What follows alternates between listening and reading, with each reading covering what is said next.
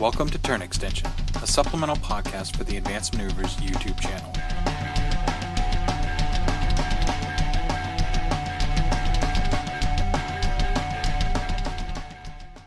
Hey everybody, welcome to another episode of Turn Extension. My name is Tony, or Polar Bear Cub on the forums. This is Justin. Kevin, you go second. Kevin. I'll go third. Oh, He Jesus. always goes second. This is Kevin, I guess, sort of. It's been a while. It has. Hey everybody, it's Devin, Cutthroat Cure on the forums. So, Kevin is back, which we are all super excited about. Clearly, Kevin forgot his position in, saying his name. I don't even know what's going on. Like, you were talking about Crucible Garden not transferring damage, and I'm like, what do you mean not transferring damage? You clearly can spend a focus to transfer your damage to your Warjack. Nice. No, well, so actually, yeah, because I actually forgot that I had focus on and completely forgot to spend focus to negate 5 points of damage and got my caster killed just a couple weeks ago. Anyways, we'll get into that a little bit later, but first, I want to welcome Kevin back. Super excited you're back. Yay, Kevin. Yay! Woo! Woo! So, how you feeling, Kevin? I'm doing okay. I'm on the mend. Not running on all cylinders yet, but it's one of those situations where you start and get into it. If you've ever been sick or gone through any major medical issues, you always get that point where it's like, I could just lay here and just continue to feel sorry for myself while I heal, or I can just force myself to get back into the swing of things. And it's going to take me a while to get back to full capacity, but at some point I'm just going to have to bite the bullet and start clawing my way back Into podcasting with us. I appreciate that. I appreciate it as well. It's Well, really exciting to hear your voice again. The beautiful thing about podcasting is they worked on my eyes that didn't work on my mouth. That is true. So yeah, it's still a very long time, if we come back to doing any type of videos. But the good news is Kevin is on the mend, so that's always exciting stuff. And I feel like you're starting to get interested about Warmachine because I just recently sent you 3 different books about Warmachine at least. Yeah, it's I ended you sent me Jesus Christ. You sent me digital copies, which is really helpful for me because I can't read a regular book, but if I go onto a computer monitor and zoom in on a PDF at like 400%, I can start making out letters and words, which is really entertaining because reading an entire paragraph is like reading 2 words at a time. But I'm trying to get to some of the lore and the narrative because my time away has left me disinterested in just about every faction, and I don't know what I want to play anymore. Interesting. So why do you think it stopped you from really wanting to play? Or I guess more disinterested in the factions? I've had a couple grumbles about the game when it comes to trying to find the faction. I've always been on the hunt for the Scorn for Pokey, or for a while the Signar for you, Tony, and stuff like that. And I've bounced around for so long that I've always been on the hunt for a faction. And when I left, you can ask Devin, when I left, I was like, Trolls is it. Trolls is it. I'm going to get back into Trolls. I went to a swap meet. I got a crap ton of Trolls. I was ready to go. And then, like, Sus started taking over. Special Unique Snowflake Syndrome. Okay, I'll say I had no idea what Sus was. Yeah, Sus, S-U-S-S, Special Unique Snowflake Syndrome. And there's a significant amount of trolls in our meta, specifically 2 of the best troll players in our meta, being Donnie and Devin. So then I started roaming around, and I was losing interest in it. And a lot of people always tell you, pick the faction that you like the looks for. But the problem is every time Privateer Press releases a new model, I like the look of that model, so I can't use that as my route. I mean, So- Privateer Press would love you to use that as your own. Dude, I mean, like, I saw the Railless Interceptor images that you just sent before we hopped on here, and I was like, holy crap, they're Don't they like look big, awesome? giant tanks of doom. Those look awesome. They look so good. I cannot wait.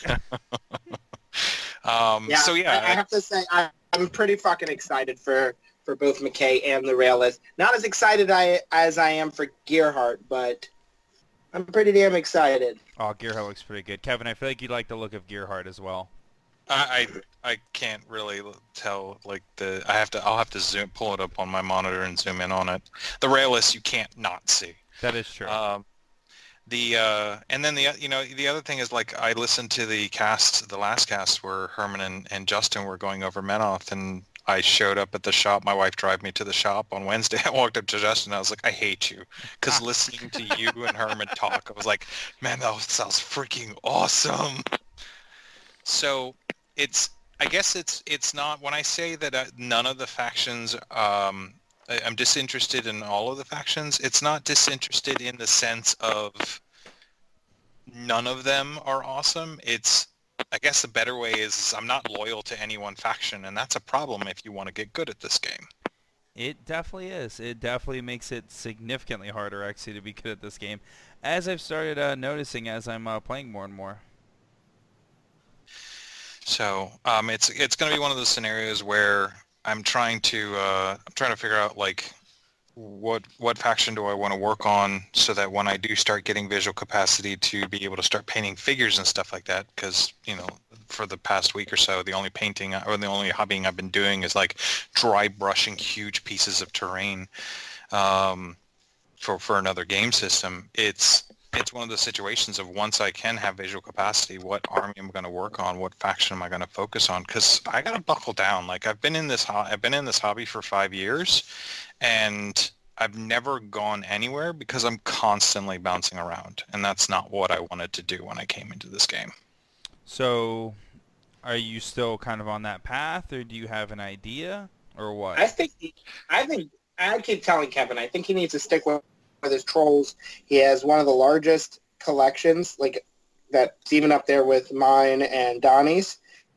He, enjoys their playstyle for the most part. A lot of conversion opportunities. One of the only factions that, if you decide, hey, I don't like blue skin anymore, you can change part of them to green skin, unlike humans, which are usually, only flesh colored. Yeah. The only problem I run into that, and I hear what you're saying, and I can agree with a lot of the points that you're making, is that whenever I go into the game systems, any new game system, the very first question I ask is, who's playing what? And then, so as an example, the reason why I jumped onto Trolls is because I went to Pokey when we were down at Game Vault, and I was like, so in this community, who's playing what? Who's playing this faction? And nobody was playing Trolls because they were the bad faction at the time. So that was the faction I picked up. It's funny. It's very much so like, hey, we're going into an RPG. All right, what role is everyone going to play? At least that's how I felt it. Everybody should play Barbarian. Everyone's a barb. Yep, everyone's a barbarian. I used to always play either a cleric or a paladin. So Menoth? Yeah, Menoth Gaston's been kinda trying to push me to Menoth. But then I'd have to live underneath Justin's shadow. Oh, It is a pretty big shadow. Let's be honest. He's Asian. It's a tiny shadow. yes, No. exactly. Oh my Exactly. God. I mean, have you seen the size of his temple? I mean, it just stands straight up in the air, casting a shadow on everything. Yes, I have been in his bedroom before, right? I mean, you can't not help it. Like, he pulls you into his bedroom, and it's like, look at this thing, and it's just this mammoth monument. And then he puts his pants back on. But the reason why I asked for the PDFs, or why I was looking for them, is because I'm hoping... I've always complained that Warmachine's narrative sucks. Mm-hmm. I'm going to call a spade a spade. Like, their narrative is nowhere in comparison to other game systems that I played. Like Malifaux and 40K, they all have great narratives. Infinity even has a bit of an awesome narrative to it too. And I haven't really enjoyed it. But I can honestly say that I don't think I've really given it a chance, because trying to find the narrative for a lot of things is so damn hard. Because it's spread all over the place. Yeah, I agree, and I feel like they're trying to consolidate it in the no quarter primes, but it's taking a very long time because all the new no quarter primes have some of the story in it. It's just They taking a only long time. have five. So no quarter prime's only coming out every day. So that means that we're getting 6 stories a year. Correct. And and to think that like just the one that they talked about in the first no quarter prime, where they talked about the Irusk and everybody, like that is like 2 pages of the command book. Jesus. I mean, not of the old faction book storyline. So you're not really, they're not doing enough fast enough. I mean, basically what I'm looking for is that I'm trying to like gather up the books. My hope is if all of the models look awesome to me, if I can find one where the narrative can get me into the game so that when I'm playing the game, I'm not just pushing around models that are, for better lack of terms, tokens of stat lines, and I'm actually vested with, well, why is this army on the field? Why is this monstrosity? Or why is this Jack? What does this Jack do when it's like really delve myself into the narrative of the army? Maybe I'll find my attachment to the army that way. Like you hear all the time about how Steve's like, Scorn's not the bad guys, they're merely just trying to bring everybody together, or Khador's not the bad guys, they're merely just trying to liberate everybody. He's very vested in the lore of his factions, and that has a certain he has an attachment to them because of that narrative, because he feels himself a Khadoran, or he feels himself a Scorn. Maybe I can find my home that way. And honestly, I like that aspect, because I know a lot of people get into the game for the mechanics, stuff like that. I really liked the game mechanics of a lot of the factions I play, but man, I love the lore. And like when I first got into the game, Gun Mage was the sole reason why I wanted to go to Signar, because I loved the aesthetic of the Gun Mage. I loved the background of the Gun Mages, that whole story for them. Like, I love the fluff of this game a lot, and it makes me kind of sad that it has not been coming out as much as it used to in the past, because you would get at least part of the fluff every single year whenever a new book came out.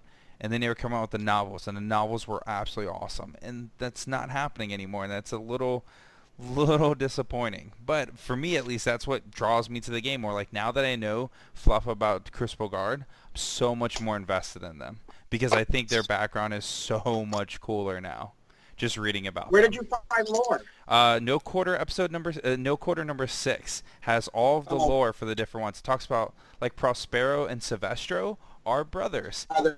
Brothers. Yep. They're brothers, and Prospero was the greatest warcaster that they had, and he died on the field fighting against Khador and kind of went a little crazy. After he died? After he died, because Silvestro pretty much pulled his brain out, poured it in chemicals in a tube so he could try to keep his brother alive. And that's how Prospero came around. Anybody who's ever played against Haley 2 loses a little bit of their soul anyway, so I'm not really surprised there. That is true. So but it does was against anybody... Khador. Or Crix. Yeah. Yeah, so like, I like the fluff. For me, I enjoy fluff a lot. I think it helps a lot when I play the game. And that's not everybody, right? But for me, I 100% agree with you, Kevin. I feel like fluff is super important. So what, if you had to pick one caster off the top of your head that you just like you just think is a cool person, who is it? Is this a round table, or are you asking somebody in specific? I'm asking all of you. Let's start with Tony. Tony, one caster, go. Oh, only one? All right, it's got to be Kane. Kane is by far my favorite caster. Justin, go. Oh, Harvey, because that's the only time I feel like I'm RPing. I knew it. I knew you were going to say Harvey. All right, Kevin, go. Hold on. I gotta dive back on that Justin comment real quick. So the only time that you feel like you're RPing your 16-year-old virgin? Oh, she's not 16 anymore. I feel like in story she's definitely a little bit older. No. Guys.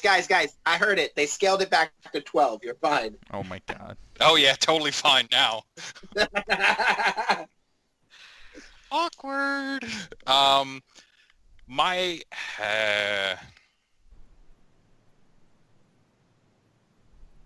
because I don't know all the casters, I'm not gonna say which one. Like, there could be others, but Butcher has always been the one caster that's like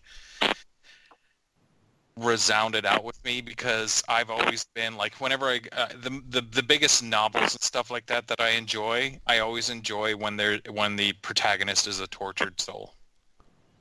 Then there Have you read that novella that won the Hugo for Butcher? So the funny thing is, I have that book and I've been waiting to read it, but as soon as I had given that book is when my eye condition started. That is like best So it's book. been- I will come over to your house, Kevin, and I'll read it to you. You're gonna read it? Are you gonna tuck me into bed and read me the Butcher bedtime story? Yeah, that would be. That's our next podcast, Kevin. Is we're going to voice it out for you. It's gonna give me freaking nightmares. It's gonna be awesome. We're doing free audiobooks for Privateer Press just through our podcast. So I want we gotta make sure it's educational purposes. So we're gonna educate you on a lot of stuff. It's the only way we're getting through copyright and trademark law. So is that something that you feel like your favorite lore would also drive? Like, if you were to play like the IKRPG, would that also drive your character selection, or would you Yep. would you start as a troll, Devin, and then only switch off of trolls if something else came along? I've played IKRPG twice in my entire life. Both times I played a troll. I will say my favorite caster is, hands down, this is across every single board, every single faction. I've read as much of the lore as I can. It's always been Borka. Borka's pretty cool. Always been Borka. Always has been. And I will say that I like there's some other things, but I've always liked the kind of rough and tumble, the good-hearted, the person means well, but when it gets to that point, that person is really going to be there for people. And that's one thing I've always enjoyed. Like, the trolls are exactly as you said it, is if it wasn't trolls, if I didn't play trolls, the faction I originally started with in Mark 1 was actually Cricks. Little known fact. And I liked Cricks a lot just because I liked the whole idea of, I was playing orcs and I wanted to play something very different, so I went undead. And I didn't really play much because Mark 1 in this area wasn't very heavy where I was playing. So when I actually came back to Warmachine and Hordes to give it a second try is actually when I saw that trolls were released, and I fell in love with them, and I have never looked back. And I mean, of course, I have like my Crucible Guard, and I have like a Kador army. Tony can definitely testify to my basements. You literally own every single army except for Convergence, I believe. Yep, I hate Convergence. But that's, for me, it's one of those things, like, you have to know, once you kind of start liking something, yeah, there's other factions that appeal to me. I like Crucible Guard. I picked it up. There's parts about, Kador that I like. But the thing I look at it is, if I had to name, like, the kind of casters I like, and I'm not talking from a game point, I'm talking from just, a very visual aspect as well as just, like, lore-wise, I like Xerxes. I think he's awesome. I like Borka. I like Butcher. Like, they all very much share a very same kind of archetype. So playing a faction for me that represented that archetype and allowed me a lot of freedom in general is just what really benefited for me. So, I mean, I think that you should be our Kador player. And as much as it pains me to lose a fellow Creole member, you've done a lot of work with your Kador. You have a lot of conversions in it. As you said, the caster that pulls you happens to be, the Butcher. And I mean, there's plenty of opportunity. And let's be honest, other than a few people that are playing, you're never going to be the only person playing a faction unless you're Tony playing Convergence. That's true. But I mean, I think that's a really good start, and I think it's something you enjoy a lot of. You know, Yeah. I'm not gonna lie, Kevin. I feel the special snowflake as well. Honestly, it's pulling me away from Crucible Guard because I went to this tournament and there was like 4 of us. Faction There was just only came out. three. Huh? There was only 3. Don't exaggerate. There was 3 of us. That's a And lot. in all honesty, there was only 2 of them that were actually playing the faction. Ouch! Shots fired. You're a bad person. I'm fucking with you, Tony. You know No, that. you're a bad person. Anyway, sorry, Kevin. What were you about to say? I'm not gonna commit to anything until like I said, I want to dive into some of this lore and stuff like that. But I don't know. Justin, have you ever had a situation where, I mean, you used to play Khador, and then you played Mercs, and then you played Menoth, and you had mentioned to me a while ago that like when you played Menoth, it just sort of clicked for you, like you had found your home, if you will. Do you still have moments where it's like, oh man, I'm like one of, well, I guess you can't say I'm one of 7 Menoth players because almost nobody plays Menoth anymore. But do you have moments where you're like, maybe I don't want to be Menoth anymore? I don't think that's ever been like an issue for me. The idea that, you know, I wanted to be like the only person in our meta to like play this faction. I think I am like that for like some other games. Like, but that usually like involve a lot more like choice.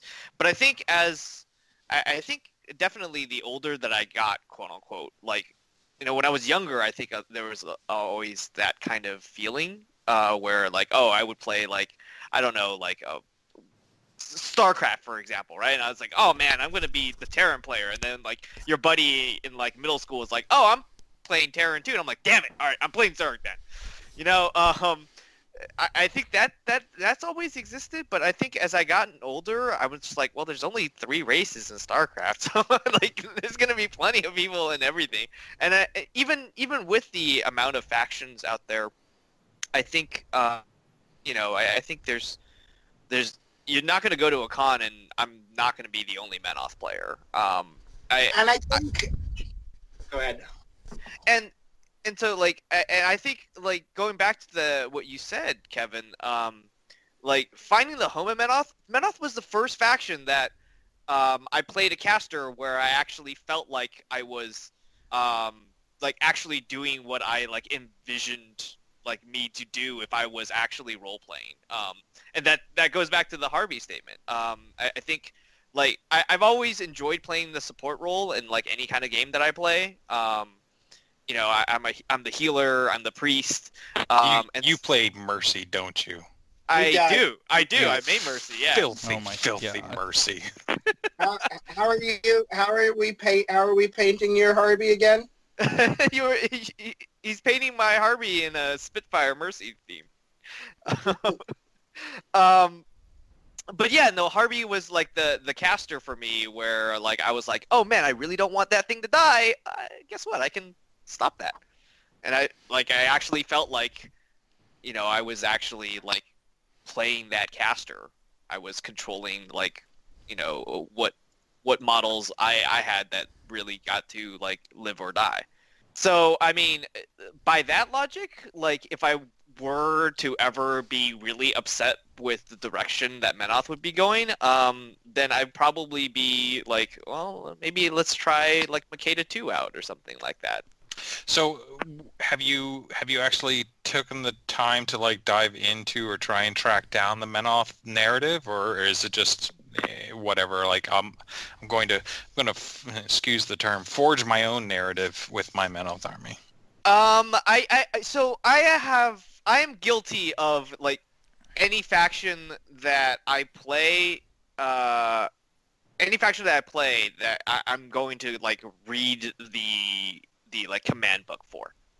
I'm definitely guilty of that. I don't read the other like fluff that are for other factions, so I'm not very versed in like say like troll fluff or you know, anything else like that. I have read most of Menoth, especially every time I like try a new caster, I think I end up like reading their fluff in my command book. I do have I think it's called Godless. Yeah. I couldn't get more than 2 chapters into it. And Really? that's just a personal thing. I thought the writing was really, really bad. And I couldn't stand it. You're not one bit alone on that. Like, I tried reading Godless, and arguably I was doing it when I had... Godless? Huh? Who wrote Godless?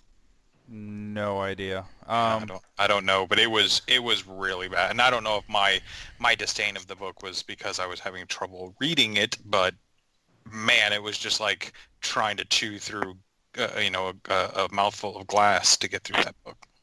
By the way, Kevin, and I was just thinking about this, I have the audiobook for The Butcher Unleashed. Look at that. We don't even have to read it to you now. I wasn't aware there was an audiobook. Oh my God! Almost every single book the Privateer Press has put out has an audiobook. Is it on Audible? Yep. Oh, okay. So I Godless is... I actually used all of my Audible credits to get them all. I was going to say maybe I can sign on Audible and get Godless, and maybe if somebody else reads me Godless, I'll be able to get past chapter 2. So Godless is by Orrin Gray. Orrin Gray. The Butcher book, and then the Makeda book, Instruments of War, are probably 2 of my favorites. Still never read Makeda's one. I did Fantastic. listen. Yeah, I did listen to Makeda's one on Audible actually, and that's the only book that I've read, and it was really good. It was really good. The way, and I sometimes I feel like the person who does her voice is a little dumb, but the story writing, like what actually happens in it, I'm just like, fuck yeah, I want to play Scorn now. Yeah, Oh my God. I'm terrified of tusks, and after that, I literally I was like, man, can I make no Titan army, please? That is awesome. I'm actually surprised that I need to go back and read that now. So do you think that, I mean, when you look at the holistic Warmachine and Hordes community, I feel like, and jump in if you don't agree with it, I feel like a majority of the community doesn't grasp / care about the narrative, which reduces one more element of enjoyment of this hobby. Is it a case of people don't care because it's not readily available, or is it a case of people don't care because they don't know, or is it a case of I've got it horribly wrong and everybody loves the narrative? I think what it is, and this is what I'm going to say, and I 100% believe this, is I believe that where Privateer Press fails is that they do not have a compendium that has taken all of their lore and put it together. In order for us to look at the lore that they had put out across Apotheosis and Wrath and everything else, is you have to do exactly what Tony did for you. You have to get the PDF and you have to scroll through every book. But where do you start? I mean, literally, you could look at the Taodark faction book, and there's technically one of the greatest starts of the thing. If you want to learn about Gaspy and how he was this druid and stuff, like, you've got to go back and look. And I think that's one area where Privateer Press fails, and their grand predecessor, succeeds very heavily. And wait, I know Gaspy is a druid? Gaspy used to be a druid, yeah. He threw himself into a volcano. From Circle? Yep. He threw himself into a fucking volcano. He said, fuck this, man. The guy says, I don't, he's like, how do I know that you'd be worth it? And then he just fucking threw himself into a volcano. And then he went, yep, he's worth it. Yeah, I think he was on the path to become a potent, and then decided, screw it. I do what I want. Because Taodark's power interested him so much more. Yep. And the more you know. That makes so much more sense now. Why I fucking hate him. The crazy part about it is even if you look at, let's talk 40K. Let's look at 40K. Or even better, let's look at, all right, fantasy. Fantasy had a lore. And I think this is one thing where Warmachine falls. I think the lore in fantasy is worse than the lore that's in Warmachine from a story writing perspective. And then if you look at 40K, people know bits and pieces about their faction, and it's easy to look up information about the faction, but we as a community do not, like, you know, you could go to, what is it called, Lexicarnum, the 40K website that basically, if you are interested about any character, any faction, you could look it up right then and there, you know? Mm-hmm. And good for those people who have worked hard on that site. There is nothing like that they've tried to start it for Warmachine and Hordes, but it doesn't exist. And I think that's a huge downfall for us as a game, because we don't have the readily available possibility of looking at our narratives. You know, I know a good bit, but that's also because I've done exactly what Tony suggested, which is go through the old books and read them all, and, you know, look up PDFs. And I mean, I don't own them all, but that takes a lot of time and effort, and, you know, where you're just not going to get that, you know, just looking at the game. And quite frankly, a lot of money. But does it improve the game? I think it does. I think it depends on the person. My thought is going to be, it just depends on who you are as an individual.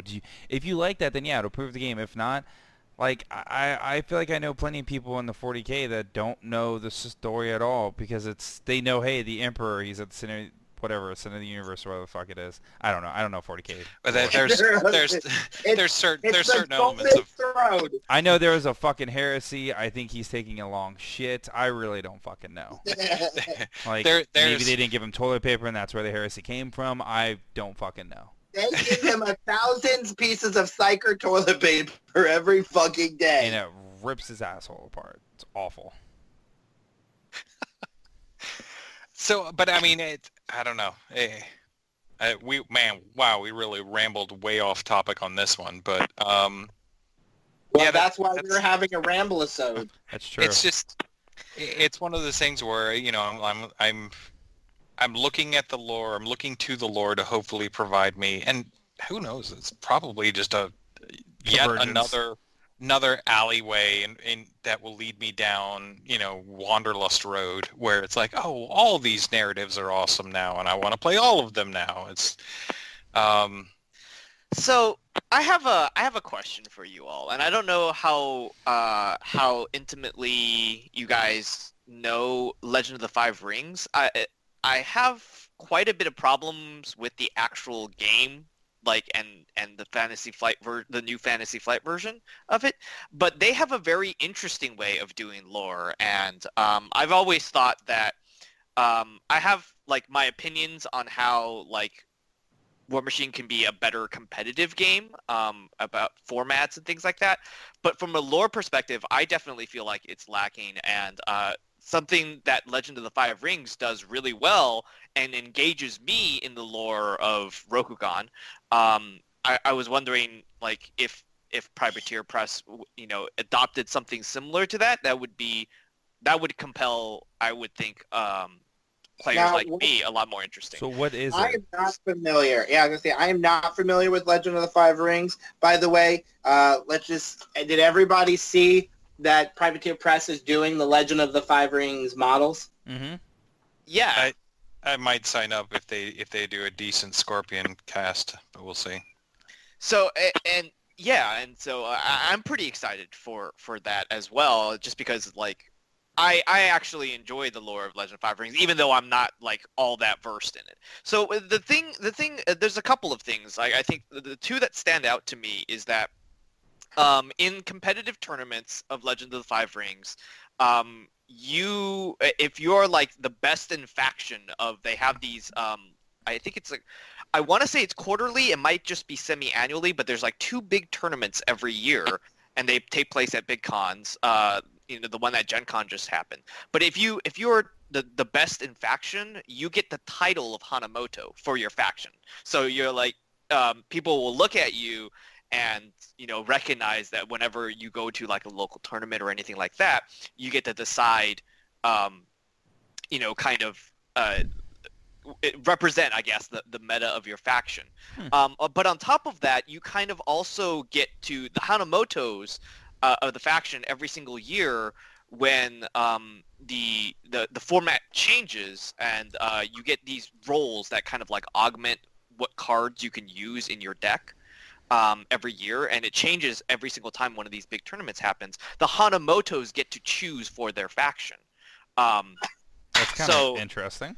Yeah, so like, you know, one year, like, you know, like the Phoenix clan could be like Keepers of Water, and the next year they could be like the Seekers of Fire, for example, and they would augment your deck and other things differently. So I know, Cool Mini or Not, the Dark Age game. Mhm. They do something kind of similar, but kind of thing. So they run so basically their Iron Gauntlet is called the Immortals Tournament. And the person who wins the Immortals Tournament gets a character in the game made that they choose. That would be so awesome. Yep, they get to pick the race and everything, and every year a new Immortals character comes out, and that is a full playable character in the game, and you pick the faction it gets to be in and everything. Yeah, so that's kind of like the second thing that I was going to mention too, is that the winner, like the winner overall of these grand finals, you know, obviously will be the Hanamoto of their clan, but the winner of it determines where the story goes next. That's kind of cool. So like there's things like it'll get to the narrative of the story will get to a certain point, and let's say the finals are like Lion versus Crane. If Crane wins, the story will go one direction. If Lion wins, the story will go another direction. I think that'd be super cool if, like, you know, at Iron Gauntlet finals, if it's like Crix versus Kador, something happens if like Crix actually wins that grand finals, and, you know, suddenly like Kador is like out of the, you know, the Broken Isles or something like that. I think the only issue with that, and this is the only issue I would see with that, is the fact of Crix would always win. No, from a developmental standpoint, how rough it would be for them to be able to develop the models and the storyline and everything for all of that. Yeah, I don't know if their development plan would allow for it, because they've said before that they're normally 3 years out. I think getting something like the faction champion out of Iron Gauntlet every year gets to pick the next ADR pairing might be something, though. That would be awesome. Fucking like you were the Pixies forever. Yeah. Well, they would have to have limitations to them, like it can't be the last four or something like that. But if it's like you were the highest troll player that we have points for, you get to choose the forecasters for the next ADR. No, what I think would be awesome is if they did basically, let's say if you won Iron Gauntlet, like let's say Patrick just won Iron Gauntlet, he gets to choose, like gives them an idea, and they get a new caster. So like he could say like, oh, I would love to see like a piggyback caster. Boom. That'd be awesome. I'd pick up Grimkin. If they had a piggyback caster, I would totally play Grimkin. I think that might... I don't know. I think the development on that might be problematic. But I was thinking getting it in the story might be an issue, but they do these one-offs and stuff pretty quick. So I would think like changing the storyline, adding like a whole new war or something like that might be an issue. But I think adding a single caster or something like that would be kind of cool. Mm-hmm.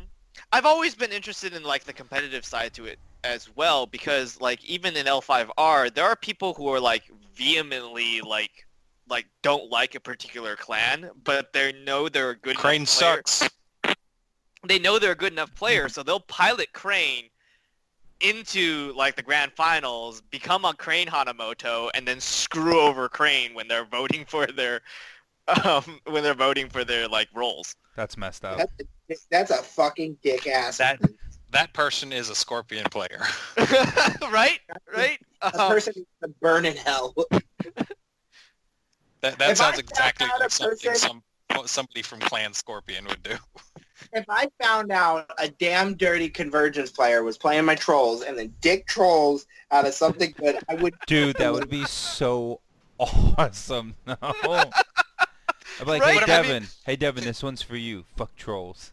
Yeah, it would be like everybody has to lose one ability, and Tony's like, let's take tough. Yeah, take tough. No, it'll be Anthony Gibbs. And be like, hey, I'm gonna play trolls now. Like, no, knock it off, Anthony. I'm going to play trolls, and my request as the troll champion is all Borkas are now removed from the game. Yep.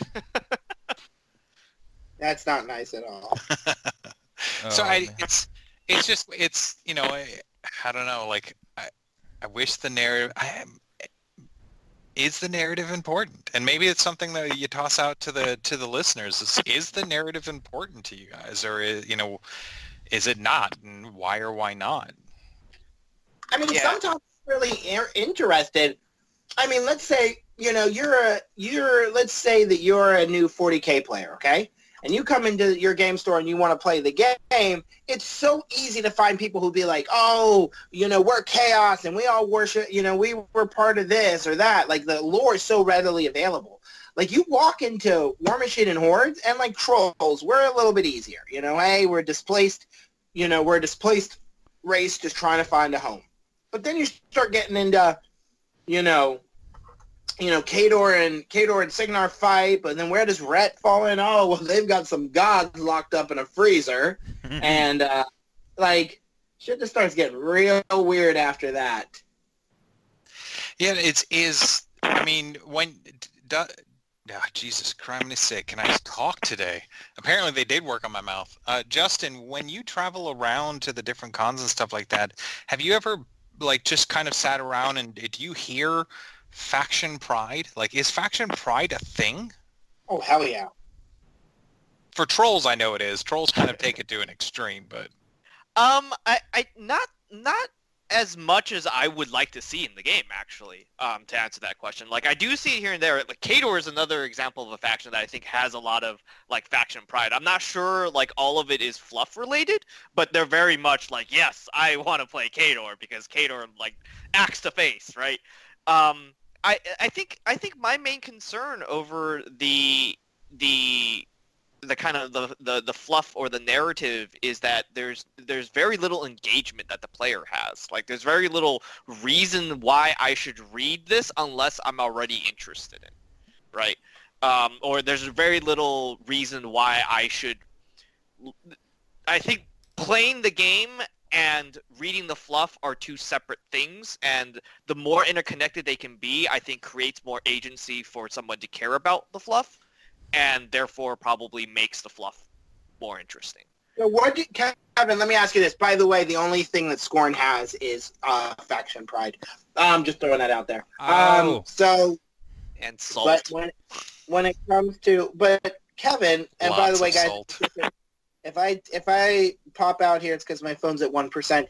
Kevin, what do you think the Games Workshop is doing that's giving them the ability to have people so committed to their lore? I think that's a better question. Let's not talk about what we're missing. Let's talk about what they're doing. So one of the things that I think actually comes to play, and it's something that Warmachine literally cannot do, is that in 40K, a lot of the times, the leaders of armies, not all the time, because they do have special characters in that game, but a lot of times the leaders in the army are generic leaders. They're not named characters. So a lot of people can put their personality into their quote-unquote general as them, or, feel it's them or something like that, because they can name them, they can create a history behind them and all that stuff. In Warmachine, I'm playing Sorsha. Somebody's already figured out her story. She's not my character. I'm playing somebody else's character.